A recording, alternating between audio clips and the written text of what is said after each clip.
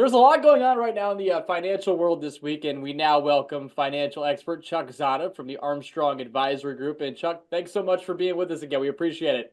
Yeah, great to join you.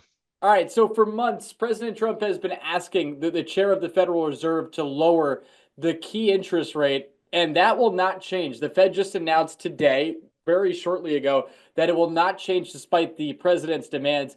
Do you see this affecting the economy at all?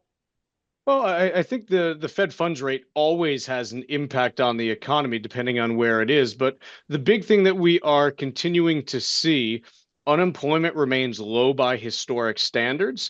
When you look at what's going on with inflation, creeping up maybe a little bit in the most recent data, I think it does warrant a pause at the moment.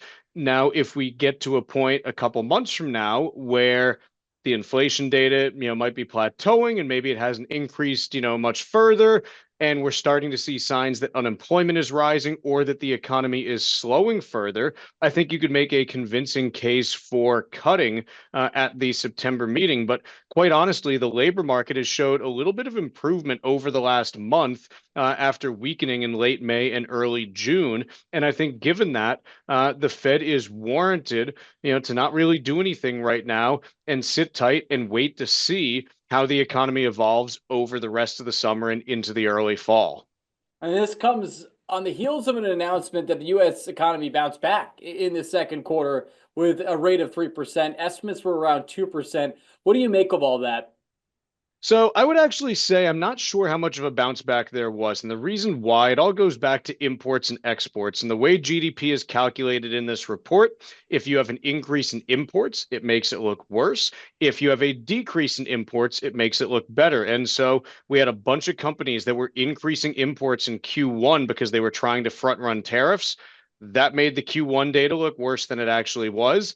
Likewise, in Q2, you didn't need to have that much in the way of imports because it was already processed in Q1. And so that made Q2 look better. Instead, the way I tend to look at it, hey, that first half of the year, economic growth averaged about 1.25%. That's slower than it was in the second half of last year, but still within a range where you could say it's a normal fluctuation. So I think all of this leads me to the point where, hey, we need to see what happens in the second half of this year. If that downtrend continues in terms of the second half of last year into, this one, the first half of this year, and, then in the next couple quarters, then we've got, something to look at as far as should the Fed be cutting. But otherwise, if we just kind of bottom out, as we've seen a few times where the economy slows but does not go into recession, then I think we're all systems go heading into 2026. But the next few months of data are going to be really important in determining exactly where we go. Let's move specifically to the tariffs now, Chuck. And President Trump has made a deal with the EU on tariffs and just announced a 25% tariff on India. Is all this tariff talking moving the needle in either direction on Wall Street? Here's the thing. These announcements used to have a sizable impact on how the market would move. At this point, quite honestly, I think the market is looking for how do these tariffs impact the actual economic data. We've started to see it in some earnings reports this week, where companies are reporting lower profits than they otherwise would have, and so their stocks are being appropriately, responded to by the market.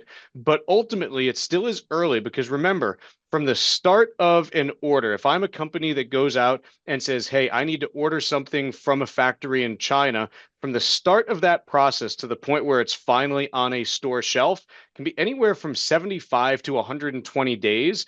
And so, given when these tariffs were put into effect, it's only in the last month and a half, maybe 2 months, that we've started to see, this actually happening where these prices are potentially being passed through. And remember, the July data, we still don't have any data for the month of July when it comes to inflation or prices or anything along those lines. So we're still working with data that's about 45 days old.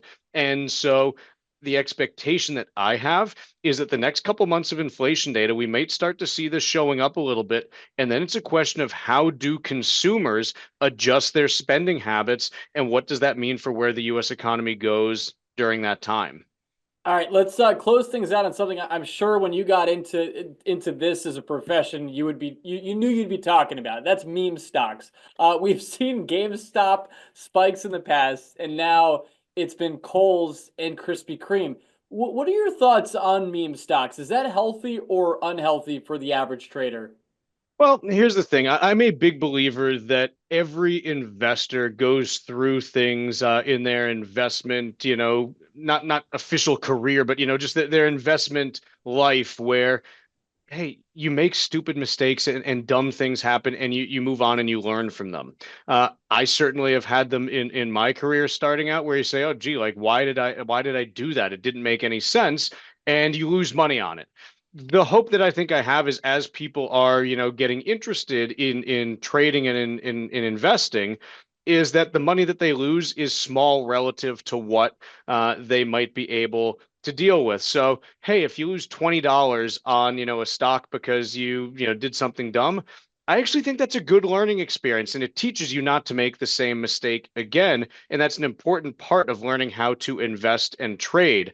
The part that's concerning to me is obviously when people are wagering significant sums of money on stuff that is, not too different from gambling. And might not have the means to be able to support themselves if it goes against them. So I certainly love the fact that people are getting interested in investing. I think that it's a great thing. And all investors, especially when they're starting out, do things that are kind of dumb. I just hope it's done in a responsible way and people can learn from it and move on. And we'll see where things go. But from a broad market perspective, look, anytime things get a little frothy, it doesn't feel great.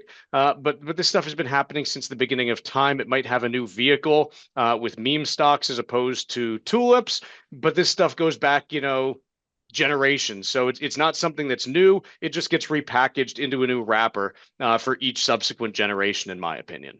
Always a learning experience when we're with financial expert Chuck Zodda from the Armstrong Advisory Group. Chuck, appreciate the time as always. Talk to you next week. All right. Have a great day.